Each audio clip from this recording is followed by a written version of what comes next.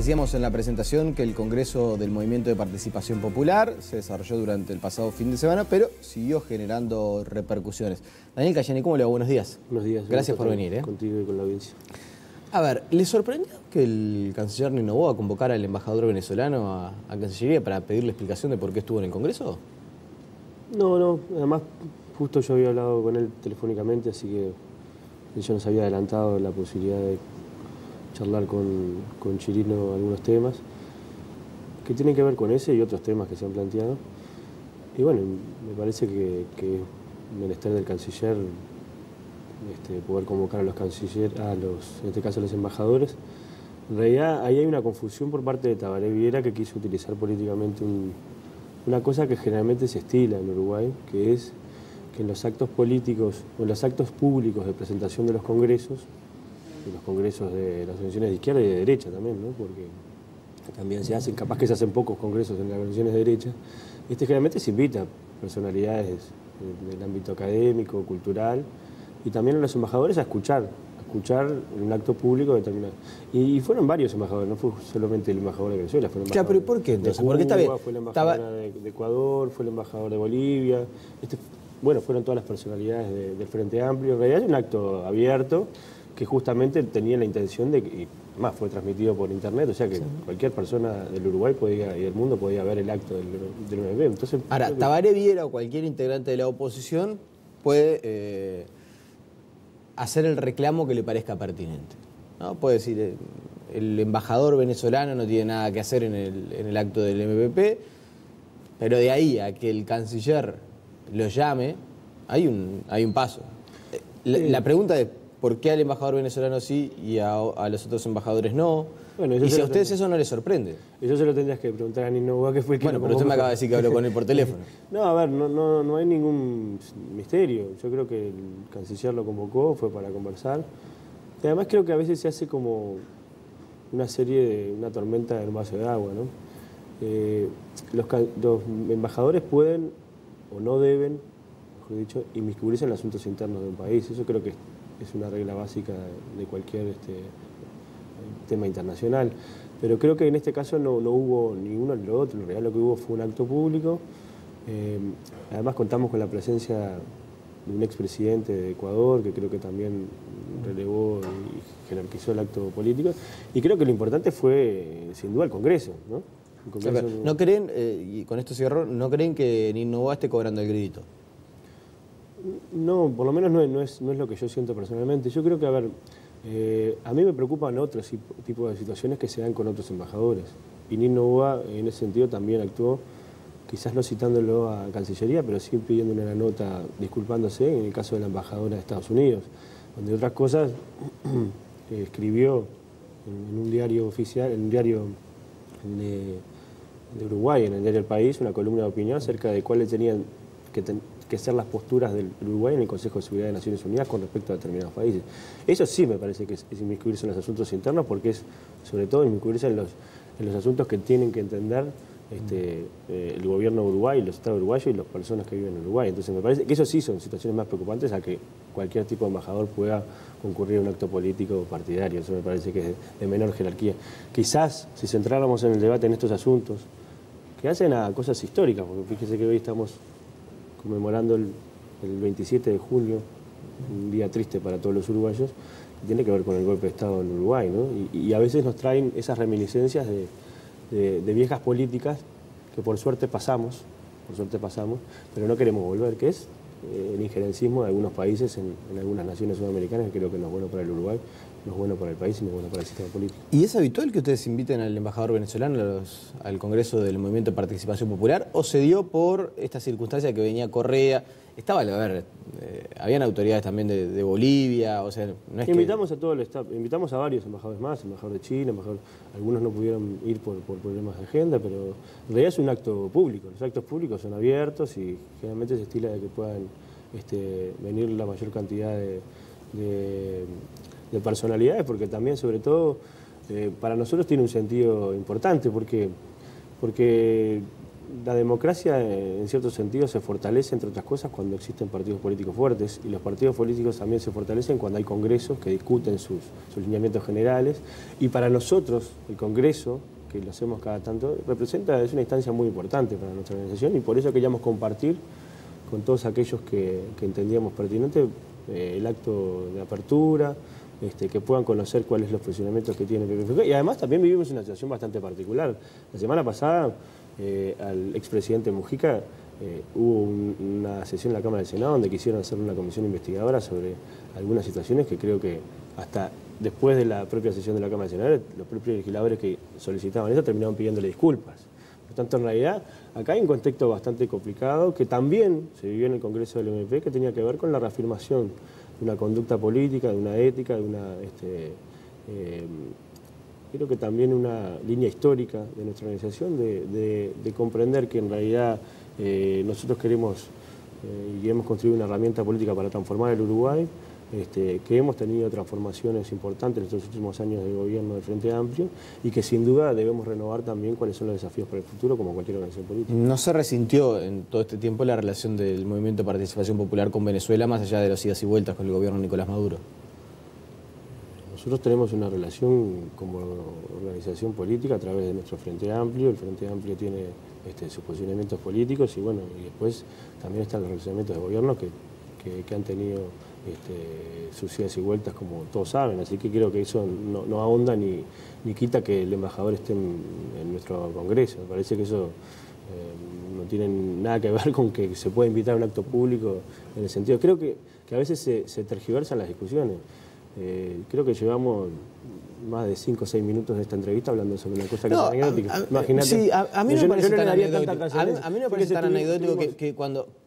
a ver, que...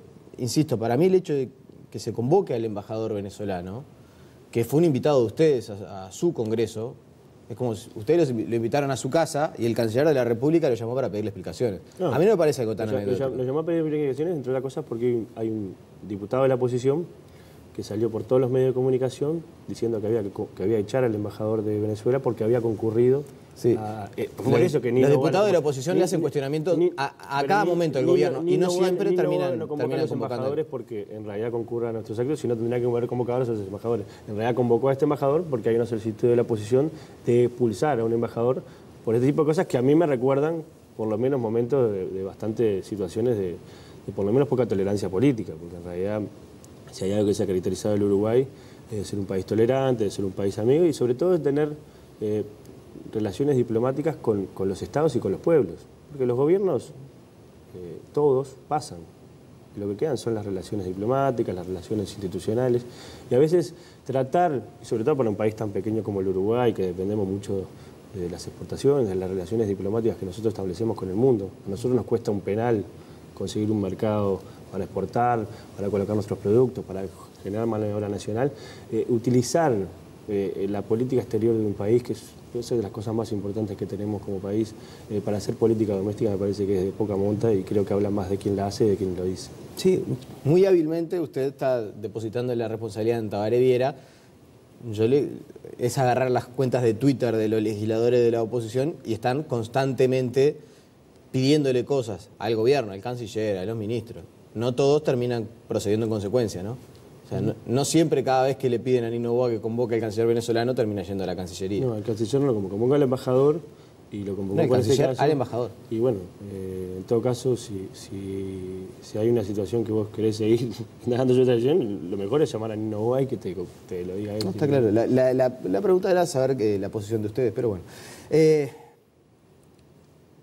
Hoy aparece una nota bien interesante en el diario El Observador acerca de cómo el Congreso del Movimiento de Participación Popular también marcó, lo decía el propio José Mujica en esa nota, yo ya me estoy yendo. De hecho, ¿está confirmado que se van después de la rendición de cuentas, tanto Mujica como Topolansky? No, ellos han dicho que se van a retirar, están resolviendo con los que van a ser sus suplentes. El suplente de Lucía Topolansky es el doctor Charles Carrera, que además es el director general de Secretaría del Ministerio del Interior, y él ha planteado que tiene unos asuntos para resolver antes de poder dejar la cartera, y bueno, en ese sentido se están coordinando los supuestos tiempos ese proceso de la renuncia. De hecho, ya ha habido una renuncia muy importante, que es la del compañero Ernesto Agassi, que quien asumió el cargo de senador ha sido Daniel Garín, que fue subsecretario también del gobierno de Pepe, y que también es un compañero joven. Y bueno, la idea de los más viejos de la organización siempre ha sido tratar de darle un lugar y un espacio a aquellas personas más jóvenes, que capaz que no han tenido tanta trascendencia pública, pero sí han tenido responsabilidades importantes en nuestra organización, y la idea también es dejar ese margen para que sumen nuevos compañeros. ¿Les cuesta el recambio generacional? Bueno, yo creo que el recambio generacional le cuesta a todo el Uruguay. Uno en Uruguay es joven hasta los 60, 70 años, más o menos. Y es promesa, más o menos, si vos tenés 50, 60 años, es promesa para todo. Salvo para el fútbol, después para todos los demás, somos bastante poco, por lo menos poco propicios a la renovación. En otros países, una persona con 30 años ya puede ser un empresario exitoso, una persona exitosa desde el punto de vista académico, una persona que tiene ya una vida desarrollada. Creo que en la política uruguaya hay ciertas, por lo menos, tendencia a quizás a perpetuarse en las responsabilidades institucionales, pero bueno, el Frente Amplio y el MP ha tenido una impronta muy importante de renovación, no solo desde el punto de vista generacional, sino también de incorporación de nuevas visiones dentro de la Cámara. Nosotros tenemos muchas compañeras del interior del país, tenemos muchos legisladores del interior del país, que eso también es muy importante, tenemos compañeros con diferentes oficios y diferentes profesiones, que eso también ha permitido que una institución como el Parlamento del Uruguay tenga también una composición más democrática, porque a veces que solo haya doctores y escribanos, capaz que asegura que las leyes estén bien escritas, pero no el sentido de las leyes, y creo que eso también es muy importante, porque en realidad la democracia se construye con visiones diversas y complejas, y creo que ese también es el aporte que nosotros hacemos. Claro. Ahora, en ese sentido del recambio generacional y dónde está el límite y cómo se procesa ese recambio generacional, que no debe ser nada menor, por cierto, está un poco la disyuntiva, o por lo menos hay gente en el Movimiento de Participación Popular, me consta, que tiene la disyuntiva de está bien, Pepe nos dice un día sí, otro también, yo no quiero ser candidato, no voy a ser candidato, ya me pasó, si tuviera 5 años menos, largo, y en los corrillos dice largo y les gano de nuevo. Ahora, hay gente que sigue queriendo que Mujica sea candidato. ¿Cómo se resuelve ese cruce de caminos entre lo que Mujica dice y lo que mucha gente de la organización y del movimiento está impulsando? Pepe es una figura que trasciende los límites nacionales. De hecho, en el Congreso también estaba invitado Lula da Silva, no pudo concurrir por motivos de agenda, pero en realidad es un líder regional y que tiene una ascendencia también a nivel mundial. Creo que el capital político que tiene Pepe a nivel nacional nadie le va a desconocer, y es uno de los líderes políticos más carismáticos y con mayor aceptación pública. Y nosotros somos de los que pensamos en nuestra nación que en realidad los liderazgos no se decretan, y sobre todo los candidatos tampoco se decretan. Los candidatos se construyen y es la ciudadanía la que va avalando en ese sentido cada una de las candidaturas. Yo creo que a veces es muy apresurado comenzar a hablar de candidaturas a la presidencia cuando en realidad las elecciones son en 2019. Entonces a veces, claro, la posición en este país está desde campaña electoral del 2 de marzo del 2015, pero eso no significa que todo el mundo debemos estar preocupados por las próximas elecciones. Sin duda que todos pensamos en las próximas elecciones, y quien te dice eso miente, ¿no? Pero me parece que a veces instalar como el escenario electoral tan adelantadamente también significa que se polarizan los escenarios políticos, y creo que eso no es bueno para el país. Me parece que en términos generales el Frente Amplio tiene que vivir un proceso de renovación política importante, porque en realidad sus principales líderes, como en el caso de Daniel Astori, como en el caso del propio Tabaré Vázquez, el propio Mujica, tienen fecha de vencimiento, es decir, son personas que son muy mayores, que han dado todo por el Frente Amplio, y que también el Frente Amplio tiene que empezar a construir nuevos valores. Y bueno, y eso es una etapa, sin duda es una etapa muy compleja, porque en realidad no existe la fórmula perfecta para hacer eso. Eso tiene que componerse por calidad de las personas que lo integran, por colectivos que apoyen esos procesos de renovación, y sobre todo también que la gente conozca las propuestas que cada uno tiene. Claro, pero para usted no sería buena cosa que un Astori o un Mujica fueran candidatos en las próximas elecciones. Falta tanto tiempo que, si te digo ahora, mirá, yo creo que lo mejor es que en realidad el Frente Amplio pueda resolver en su Congreso un conjunto de candidatos, muchos, y que después muchos o pocos, ¿no? Pero digo y que después sea la elección interna la que avale cuál va a ser el candidato único del Frente Amplio. Pero hablar de nombres ahora me parece muy sí, por lo menos es muy un apurado, concepto, ¿no? le pasa, es un concepto general. Hay muchos nombres, suena Daniel Martínez, suena Javier Miranda, Carolina Cose, Mónica Xavier. Hay varios nombres que están ahí se va a tener jugando. que después, se va a tener que definir por supuesto, tres, ¿no? pero bueno, yo creo que es muy apurado hoy decir quién va a ser. El Congreso del Movimiento de Participación Popular aprobó algunas consideraciones que a mí me parecen bien interesantes y no sé si han tenido la suficiente repercusión, no solamente ya en los medios, sino también a nivel del sistema político. El tema de controlar los gastos que se realizan, el tema de las tarjetas corporativas, todo lo que se ha venido hablando. ¿Ya han podido empezar a conversar con otros sectores a ver si, como se dice vulgarmente, se la llevan? Sí, a ver, nosotros hemos trabajado este tema bastante desde el Parlamento, ese concepto de transparencia activa, es decir, que en realidad... Déjeme decirle, no con mucho éxito, ni siquiera la interna del Frente Amplio. ¿Han hecho punto ustedes con el tema de las declaraciones juradas? Sí, nosotros tenemos en nuestra página web las declaraciones juradas de nuestros legisladores. Siempre en estos casos hay algunos compañeros que piensan o entienden que se puede afectar la intimidad de la persona. Nosotros somos de los que pensamos que en realidad cuando uno ejerce una función política, pública, ciertamente pierde ciertos márgenes de intimidad. Y justamente uno lo que tiene que hacer es tratar de rendir cuentas y no solo serlo, sino parecerlo, desde el punto de vista del uso de los dineros públicos, de dar un mensaje de republicanismo y sobre todo de tratar de predicar con el ejemplo. Porque en estas cosas, y eso creo que es parte del debate que nosotros quisimos introducir, hay un doble discurso. Acá han salido legisladores de la oposición encendidos discursos a hablar en contra de los gastos de las tarjetas corporativas del SENDIC, que sin duda nadie defiende. Una serie de discursos encendidos, pero a la hora de aplicar los mismos elementos de control en el Parlamento, brillan por su ausencia. No devuelven ni un solo viático, ¿no? Ni uno. Y mire que vamos a los mismos viajes, los mismos legisladores, y algunos devolvemos y otros no devuelven nada. Y hacemos las mismas cosas. Entonces creo que eso es complicado porque en realidad, sobre todo, termina pasando que nos volvemos medios demagógicos en algunas cosas que hacemos. Entonces me parece que uno tiene que, además de hacer, también hacerlo cuando le toca. Y nosotros en ese sentido hemos construido una agenda de proyectos que tiene que ver con la agenda de devolución de viáticos, me parece que hay que transparentar esa situación, y también tiene que ver con otros elementos que nosotros hemos trabajado, como el tema de las declaraciones juradas patrimoniales, que sean públicas, no solo la del presidente y vicepresidente de la República, sino también la de los senadores, la de los diputados, la de los presidentes de la Suprema Corte de Justicia, los ministros, los integrantes de la Corte Electoral, porque todos los que estamos en la función pública afectamos intereses con nuestras decisiones.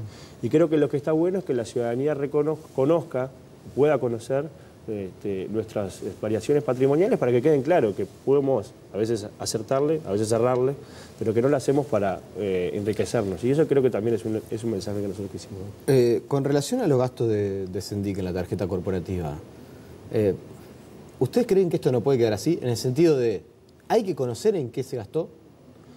Y si efectivamente fue parte de, porque perdió una valija en un viaje, que parece algo entendible, si pierdes una valija en un viaje te tenés que comprar un traje. Porque si tienes una reunión al más alto nivel no vas a ir vestido como con la misma ropa con la que viajaste. Ahora, queda la duda si todos los gastos que se hicieron son todos justificables, si todos tenían alguna... Conocer en qué se gastó se conocen, porque por algo se está hablando. Lo que quizás hay que introducir la discusión acerca de si esos gastos son posibles o no posibles de ser por lo menos aceptados por un organismo público. O si son éticamente aceptables. Esa es otra discusión que puede quedar en las posiciones filosóficas de cada uno. Yo tengo mi posición. Ahora, lo que digo es, desde el punto de vista de la administración pública.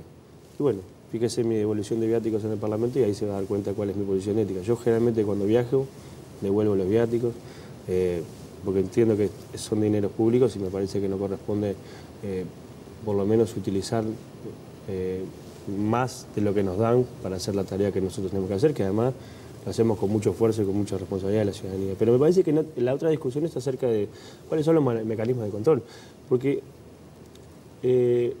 uno puede tener la mejor rendición, pero si no hay nadie que controle esas cosas, que fiscalice, que nos digan, eso está bien, eso te lo vamos a devolver, eso no, ahí quizás es cuando fallan. Porque en realidad las personas pueden fallar, cualquier persona puede fallar. Es más, cualquier persona puede tener una situación de emergencia. Lo importante es cómo construimos institucionalidad para que estas cosas se mejoren y que creo que también es un elemento que es importante. Si uno analiza cómo se consiguió la información de los gastos de estas tarjetas, es por una cosa que es muy importante, que es la ley de acceso a la información pública. Esa ley de acceso a la información pública se votó en el periodo de gobierno del Frente Amplio. Y es verdad también que hay integrantes del Frente Amplio que dicen, y si hubiéramos sabido que se iba a usar para esto, capaz que no lo hubiéramos votado. Sin duda. Nadie quiere que lo investigue mucho, pero me parece que lo importante es que en realidad acá hay mecanismos institucionales que permiten tener acceso a la información pública y que hay que seguir profundizando, porque en realidad esas son las herramientas. La última, porque lamentablemente me quedan segundos. Hay quienes dicen que con esta rendición de cuentas, así como está, se olvida definitivamente la posibilidad de llegar al 6% del PBI para la educación, ni siquiera en el año 2020. Hay que aceptar esa idea de que va a ser un tender a, tal como dice el programa, antes de que llegara a la cifra del 6. A ver, esta es una rendición por un año. Y los números que presentó el Ministerio de Economía es por un año. Claro, pero se hace un esfuerzo muy grande para llegar, para otorgarle 72 millones de dólares. Y habría que otorgarle en los próximos 2 años 662 millones de dólares para llegar al 6%. Es un compromiso importante, creo que nunca podemos cerrar las puertas de las posibilidades de llegar. De todas maneras, creo que también hay que ver cuál es el compromiso desde el 2005 para acá en los esfuerzos presupuestales en cada una de las rendiciones de cuentas con respecto no solo a la educación, sino a las áreas sociales priorizadas. Creo que el Uruguay, a veces la oposición critica el déficit fiscal, pero no dice que en realidad la mayoría de el 75% del presupuesto que construimos y que pagamos todos los uruguayos está aplicada a políticas sanitarias como la atención en salud, la política de atención a la niñez y la adolescencia, la política educativa, que sin duda ha aumentado considerablemente no solo los niveles de inversión pública, sino también los gastos por alumno, y también ha tenido resultados positivos, porque acá todos los días se hacen mellas de que en realidad no hay resultados positivos en la educación. Sí, hay resultados positivos, hay mucha más gente estudiando, hay muchos más gurises que terminan los ciclos educativos, y creo que lo importante, hay docentes que se le pagan mejor, ojalá se le pagaran mucho más, pero me parece que eso es importante, y creo que lo importante no es solo llegar al 6% de la educación, sino también que haya un compromiso de todo el sistema político en esto. Quienes forman a los gurises y gurisas que van a la escuela, al liceo, son docentes. Son docentes que tienen algunas carreras universitarias y otras carreras a nivel terciario. Nosotros y el gobierno del Frente Amplio y la bancada del Frente Amplio tienen un compromiso muy especial de poder construir y fundar una nueva universidad pública, una universidad de la educación, que va a permitir formar a los docentes, que van a ser los que van a tener mejores herramientas para formar a nuestros niños y mejorar nuestra educación. Yo espero contar con el apoyo del Partido Colorado, del Partido Nacional, del Partido Independiente, de Asamblea Popular, para poder tener la cantidad de votos necesarios para formar la nueva Universidad de la Educación, para mejorar la educación del Uruguay. Daniel Cayeni, te agradecemos su presencia esta mañana. Muchísimas gracias, un saludo. La pausa y seguimos con muchas más noticias.